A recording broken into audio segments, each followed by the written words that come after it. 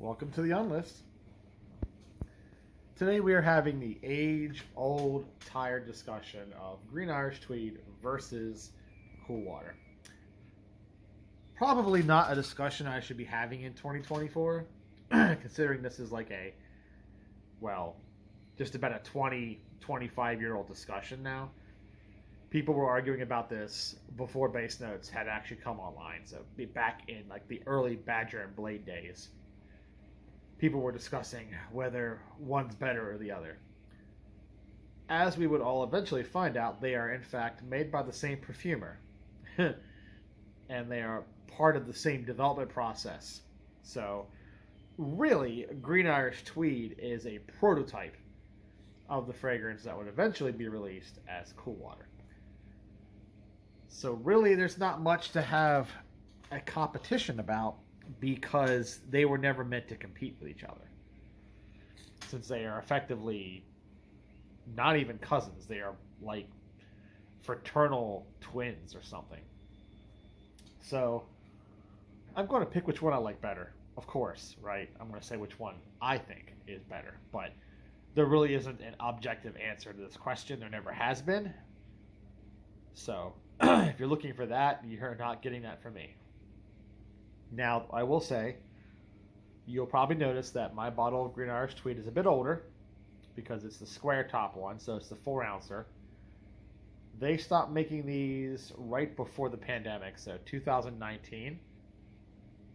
And the idea was they were trying to obviously pinch pennies and make more money, so they moved the 100 ml or the 3.2 ounce bottles up to the price point that these were at, and then just getting rid of these.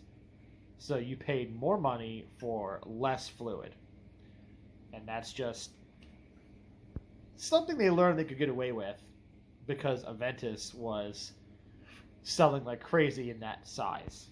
And the explain away was, oh, well, the big bottles don't go through customs when you're going on a flight, but the 100 ml bottles will. And that's bullshit. The TSA was, I think anything bigger than 50 mil was usually not going to be put on your baggage. Might have been 100 mil in other countries, but not in the US. So it didn't matter anyway. Most people don't fly with full bottles of any fragrance because they get put in cargo and then they evaporate because they're not pressurized. Anyway, this bottle is about 12 years old. I don't really read batch codes that well. I mean, what, A3212V01?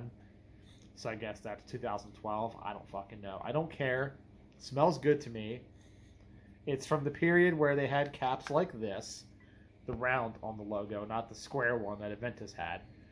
So if my Green Irish Tweed's not good enough for you, then you can get fucked, okay? That's all I'm going to say with that. I don't care. No quarter for elitists, okay? I give no quarter to them. Now, same thing goes with my bottle of Cool Water here. My bottle of Cool Water is not Lancaster. It is not the full script. It has these square letters on it, as you can see. Square letters. However, this is one of the early ones like this, because I bought this when I lived in Baltimore. And at the time, I was still working, I believe I was working for Royal Farms, so in the late 2000s. So this bottle is almost 20 years old. Almost. This was my second bottle.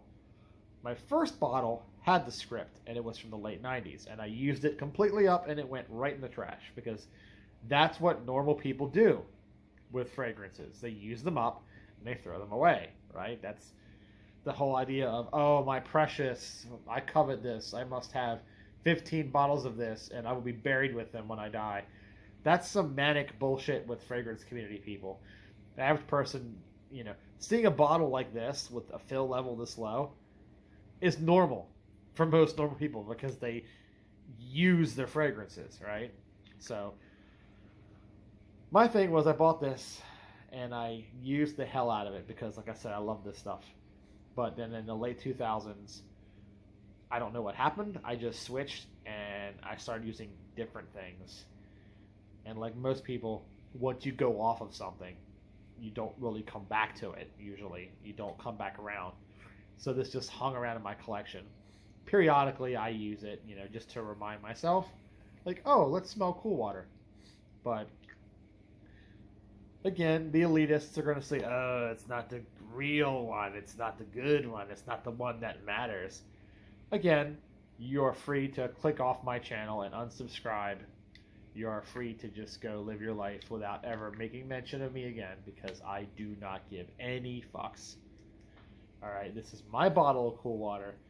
There are many like it, but this one is mine. And that's all that I care about. Now, as for which one is better, well, I like to say that I prefer Green Irish Tweed, but the reason why I prefer it isn't because it's more expensive and more exclusive and I feel like I'm a bigger man, like my nuts have swelled up and my dick grew an inch longer because I've got the bigger, more expensive brand. It's not like that, all right? That whole weird mentality that some of y'all have in the fragrance community where you try to like equate your manliness to your bank account or whatever, or to some other weird arbitrary capitalist thing.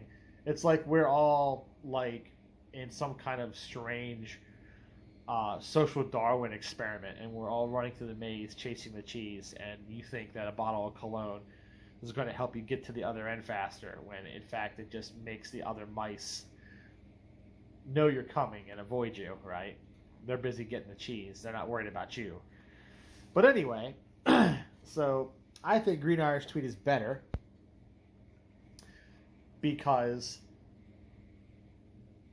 it's a bit more, how do I say, raw, okay? Cool water is a much more refined composition. It is the result of the perfumer being given extra time to work with and smooth out the bumps, right? To make a more elegant fragrance, if you will. Whereas Green Irish Tweed is warts and all, because it was an early form of the composition. It was a prototype, I guess, if you will. It was originally submitted, if you read books like The Ghost Perfumer, which I have right here. I'm not sponsored. I don't think Gabe Oppenheim even knows I exist anymore, so it doesn't matter. But point is, that book tells you a little bit about it. And also, your crown jewels aren't going to swell, and you're not going to feel like an alpha man if you read that book either, so don't think that.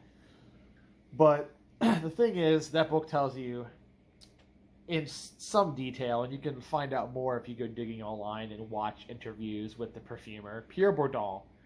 He'll tell you in interviews that he submitted this fragrance, or some version of this fragrance, to Hermes to become Bel Ami.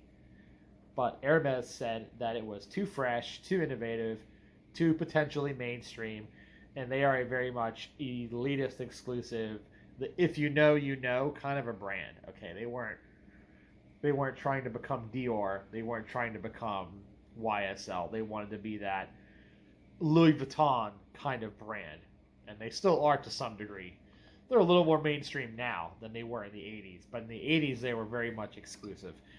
So they passed on the fragrance, and then of course you also read in that book that Olivier Creed was shopping for a new fragrance, and in those days he would walk into laboratories, whether it was Bertrand Rohr or Takasago or whoever. He probably couldn't walk into Firmenich or Givaudan because they were big and they would kick him out. But the smaller labs, he would just kind of show up with his peacock feathers, right? But I'm the man about town. Again, I have the big ego here, the big swinging cojones back and forth. And he would just be like, I will buy your entire stock. Like that, like the JonTron meme. I will buy your entire stock.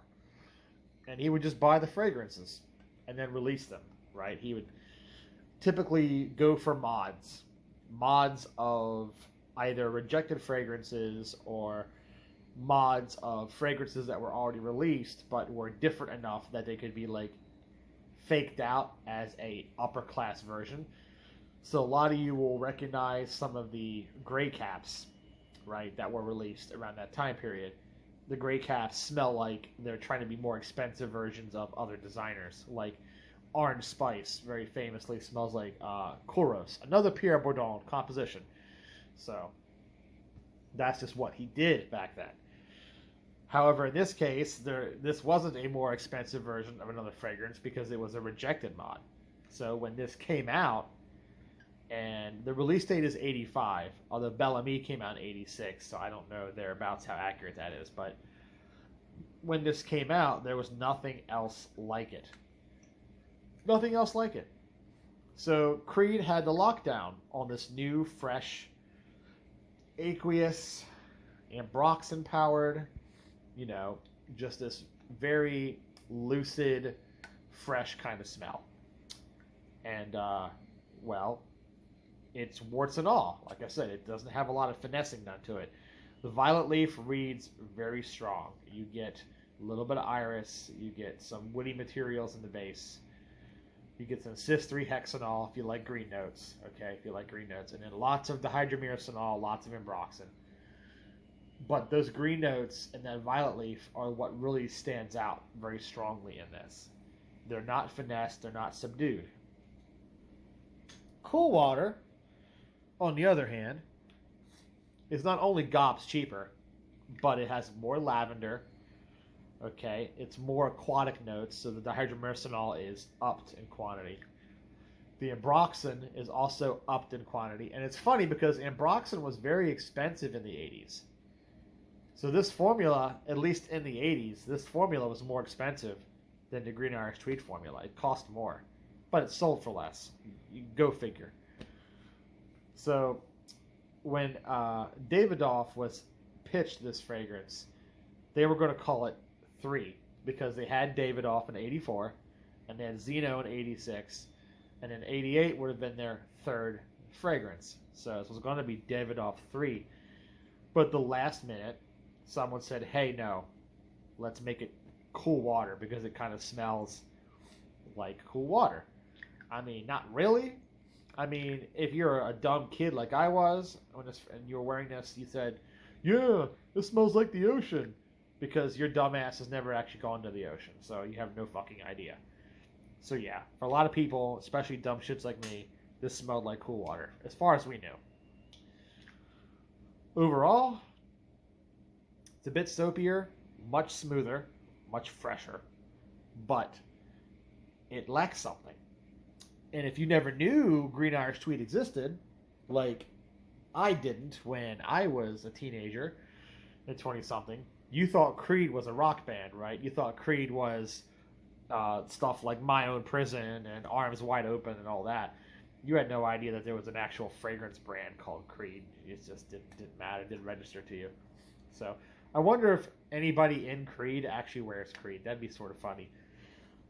But once you discovered the Green Irish Tweed, not only is it a stronger fragrance, but that rawness gives it punch. And I think for a lot of people, when they discovered Green Irish Tweed after smelling Cool Water, they discovered Green Irish Tweed, and it made them switch because it was more impactful, that punch from the rawness, and they could perceive that as more natural and perceive that as better. When in fact, they're not really better.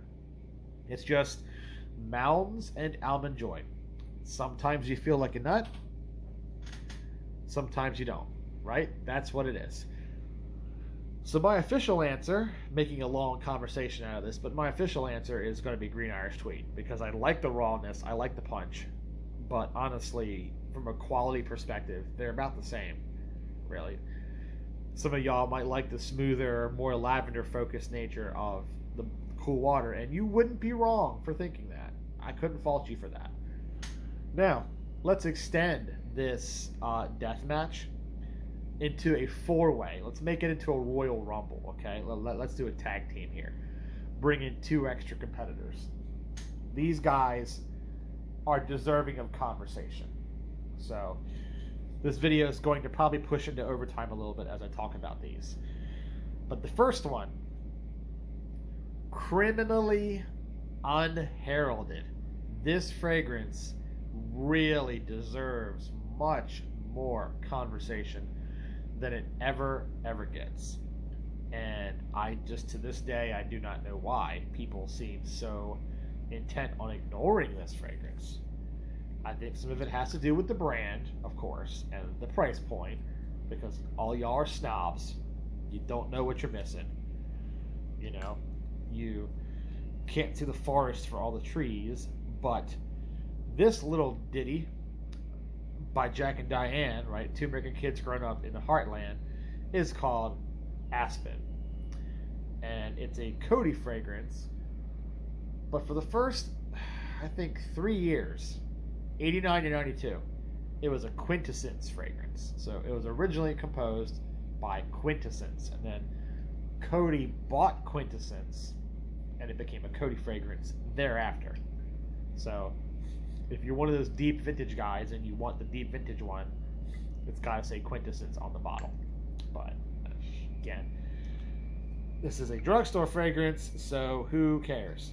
And this fragrance deserves so much more attention because this, like Doug DeMuro, this is not a Cool Water clone. Some of y'all call it a Cool Water clone because anything cheaper is automatically a clone. That's just the way it works. If it's cheaper and it smells like something else, it's a clone because y'all are dumb. This is actually more or less taking a shot at Green Irish Tweed. This is an attempt to democratize Green Irish Tweed, not Cool Water. And first of all, it's a green bottle. So you can see right away they're not going for aqua anything. They're trying to go for a green, leafy, fresh. They're trying to co-opt the Green Irish Tweed smell, but they're trying to make it a friendlier price point. What's really interesting about Quintessence is they were the short-lived high-end version of Jovan. So, not to segue too long, but Jovan sold to Beecham in the late 70s, and Barry Shipp, who stayed with the company, became like a CEO. Eventually, Beecham, who was based out of London, didn't know what to do with Jovan, and Barry Shipp organized a buyback. Him and all the employees bought all the stock back, publicly traded company, so they bought all the stock back and gained ownership. So once Jovan bought itself back from Beecham, then they changed the name to Quintessence and launched more designery style perfumes. They kept Jovan Musk and all the Jovan stuff there, but they tried to have that upper echelon to compete with the Ardens and the Lauders and that sort of stuff. And the only man's fragrance that Quintessence had under the Quintessence label was this. And this was basically just a Green Irish Tweed. I don't know if it was GC MS or if it was just a very clever nose who knew what he was smelling. But they got very much in the neighborhood. It's got the cis-3-hexanol, it's got the violet leaf, it's got all the sharpness, all the greenness, all the good stuff you want. It does have more dihydromercinol in it, like Cool Water, and it does have more ambroxan in it, like Cool Water, but it has more of that green vibe to it. So it is really good. And it's a cologne, which is probably where they got the cost down because it's not a very strong formula. It's a cologne, but it's like $8 a bottle. I got 2 for $16 from like some eBay seller. 2 for $16. So if it doesn't last a long time, who cares? Spray the shit out of it. Put on 5 sprays, 6 sprays, whatever. After 4 or 5 hours, if you need to refresh it, go right ahead. Okay, you can blow through 4 ounces of this for $8. Who cares? To me, it smells good enough. I don't think it's weak. I don't think this smells weak. It's not as strong as Green Irish Tweed, granted, but it's certainly not. It's certainly not dissatisfyingly weak. Okay, it is just a little less strong, so you got to reapply it a little bit. But yeah, do not sleep on the Aspen. Do not. If you sleep on the Aspen, you're only hurting yourself. Nobody else.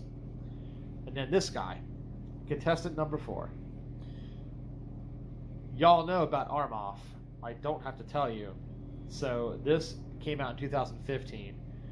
This was Armoff's first real attempt at a Green Irish Tweed style. But, as you can tell by the blue, it's more along the lines of Cool Water.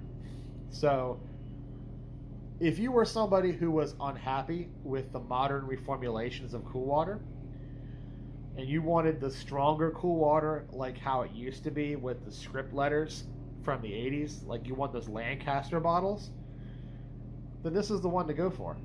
This is the closest you're going to get to a Lancaster Cool Water without paying Lancaster Cool Water money. Which I know some of you are going to say, but Lancaster Cool Water is not all that expensive. You can buy like bottles of Lancaster Cool Water on eBay for like maybe 70, 80 bucks, which is a lot more than you'd want to spend on Cool Water, but not a lot compared to an MFK or L'Occitane or whatever, right? You're paying less than retail prices for a bottle of a vintage fragrance, but I mean, hell, this is 15 bucks. This is 20 bucks with shipping all day, every day. And it's very strong. It's eau de toilette, but it might as well be an eau de parfum. And it's got the fake leather wrapping around the bottle. I mean, the fact that it doesn't stand straight and it rocks is a kind of... Some folks don't really care for that too much. But, I mean, yeah. I will say you get a bit more violet leaf in this than you do any version of Cool Water. So this is another hybrid kind of in between a Cool Water Green Irish Tweed, but it's very strong. Cost pound for pound. Very cost effective. Packaging is pretty good. You know, it's these metal caps. Solid bottle. It doesn't feel cheap in the hand. So, whereas like the Aspen here has like the foil cap. The flimsiest. Again, people see this and they run from it because of how cheap it is. But I'm telling you, the juice inside is good. Who cares? Again, do not rob yourself. Now, I will have a celebrity. What do you call a celebrity referee? A Gene Okerlund, a fifth member, the fifth beater. Okay, the fifth Beatle, right? The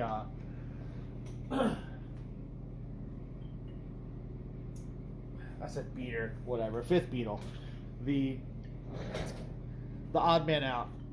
This Avon fragrance here. This is called Triumph. Now, this is a weird hybrid of Eternity and Cool Water. So it has Eternity's cologne and lavender, fresh, sort of sparkly, shiny top.